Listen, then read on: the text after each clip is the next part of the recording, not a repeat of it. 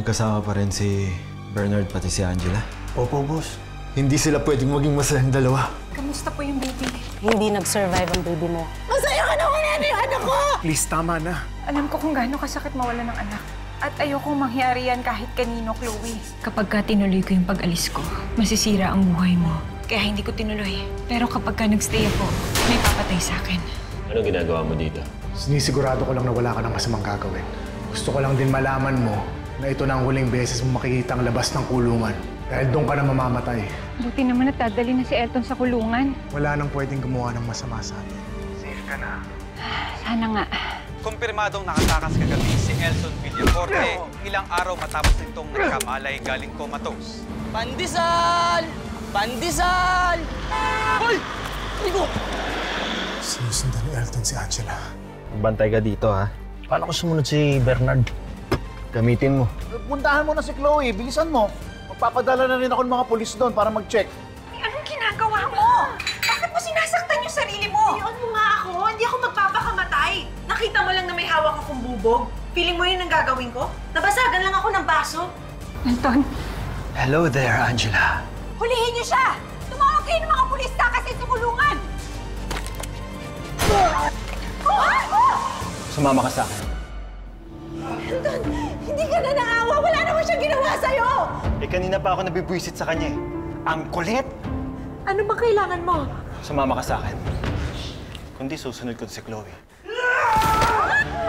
Tumakas ako kayo! Dali!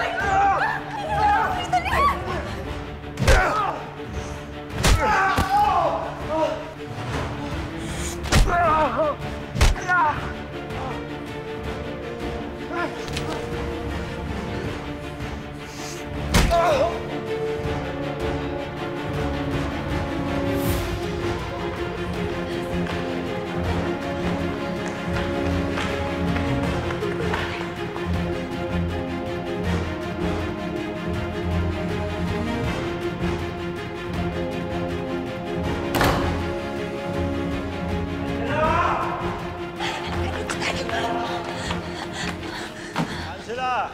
Ayoko na makipaglaro sa inyo, ha? Pagod ako! At kapag pagod ako, umiigsi ang pasensya ko!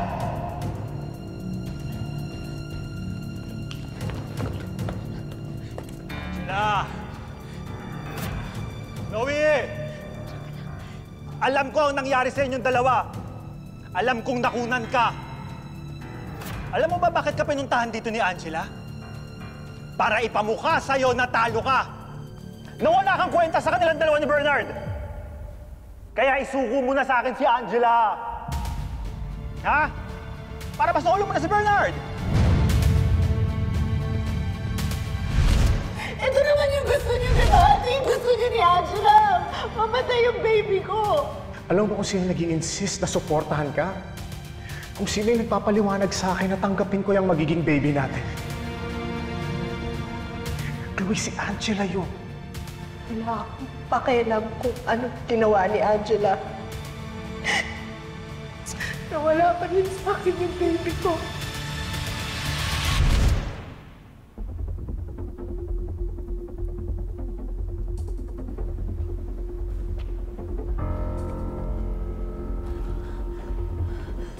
Chloe.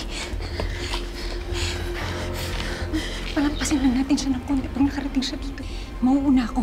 Okay? Paluin mo siya. Angela, natatakot ako. Chloe, kaya natin to. Ano, Chloe? Maliligtas mo ang sarili mo kung isusuko mo na sa akin si Angela. Masosolo mo na si Bernard. Yun naman ang gusto mo, di ba? Para mahalikan na rin niya. Now, I'm going to give you a chance. Ha? Now I'm giving you both a chance. Kung isusuko mo siya sa akin. Ano, Chloe? Chloe, huwag kang maniwala sa kanya.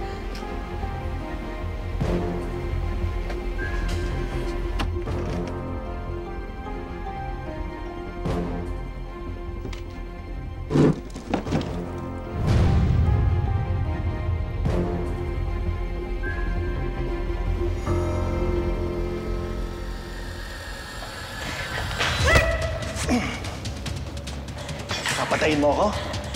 Ha? Ha? Bakit? Ano ba kasalanan ko sa'yo, ha? Huwag kang tanga, Chloe. Pag pinatakas mo kami dito, sayong-sayo na si Bernard.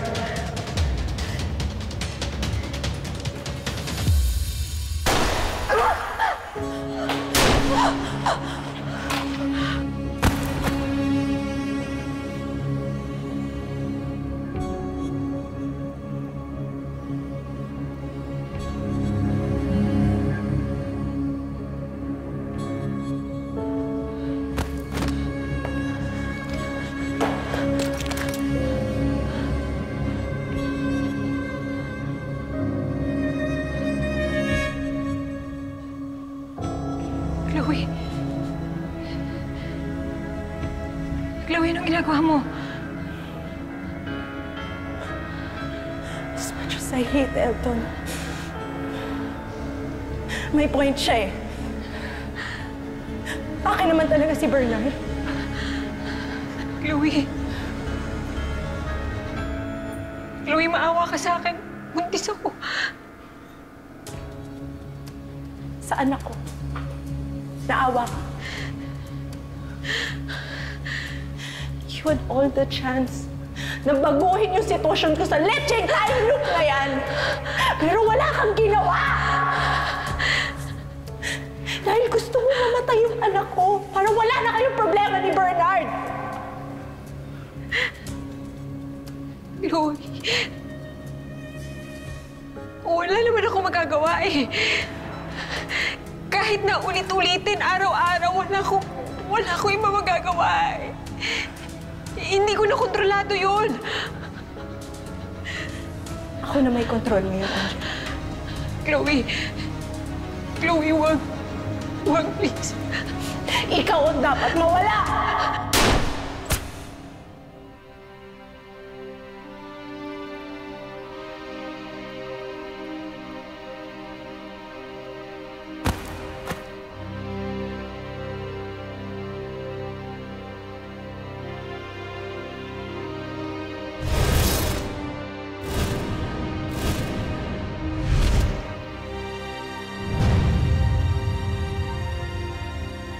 Mga kaibigan mo kami, nandito kami para sa'yo at gusto namin maintindihan bakit mo ginagawa to. Whose side are you on? Siyempre sa'yo. Pero doon ako sa tama. Mali na yung ginagawa mo, Chloe eh. Chloe, hindi niya tatalikurin ang responsibilidad niya sa anak niyo. Wala namang kasalanan yung bata sa nangyari sa inyo eh. Gagawin natin to para sa bata. Chloe, hindi ko gusto na may mangyaring masama sa baby mo.